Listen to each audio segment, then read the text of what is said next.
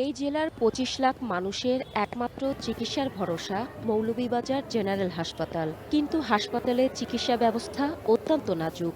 এছাড়া পর্যাপ্ত পরিচ্ছন্নতা কর্মীর অভাবের পাশাপাশি স্বাস্থ্য ব্যবস্থাপনার দুর্বলতায় সংক্রমণের ঝুঁকি বাড়ছে নোংরা বাথরুম থেকে। নির্মাণে নাম্বার 1 শাহ সিমেন্ট। নিয়মিত বাথরুমগুলো পরিষ্কার না করায় হাসপাতালের বিভিন্ন জায়গায় ছড়িয়ে ছিটিয়ে আছে ময়লা আবর্জনা, ছড়াচ্ছে দুর্গন্ধ। আর মহিলা অর্থোপেডিক ওয়ার্ডের বাথরুম নষ্ট থাকায় পা ভাঙা রোগীদের নিতে হয় অন্য বাথরুমে। এতে তীব্র ক্ষোভ সৃষ্টি হয়েছে রোগী ও স্বজনদের মাঝে।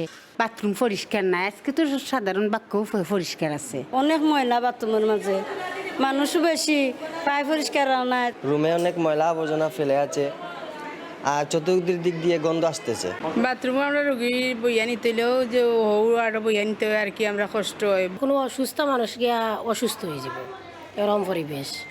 আর মানুষ তার পরিবেশটা দেওয়া হয় হসপিটালের মধ্যে ভালো একজন মানুষ হইয়া যে এখানে যে বসতে পারবে এ ধরনের অবস্থা নাই।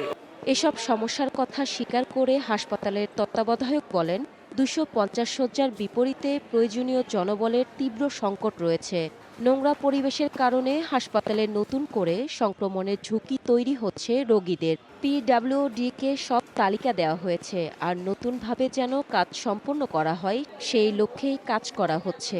আমাদের অনেক প্রবলেম আছে, বিশেষ করে আমাদের ওয়াশরুমগুলো অনেক টাইলসের প্রবলেম, অনেক পুরনো বিল্ডিংয়ের ফ্লোরসগুলো এখনও সেই আগের মতো কালো রঙের আছে, যেটাতে মোজাইকও নেই, টাইলসও নেই। তো পিডব্লিউডিকে আমরা সব তালিকা দিয়েছি এবং ওনারাও কাজ শুরু করেছেন।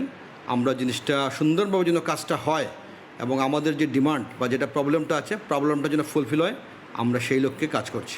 দ্রুত সংস্কার ও নিয়মিত পরিষ্কার পরিচ্ছন্নতা নিশ্চিত করে বাথরুমগুলো ব্যবহারের উপযোগী করার দাবি রোগী ও স্বজনদের। One national desk.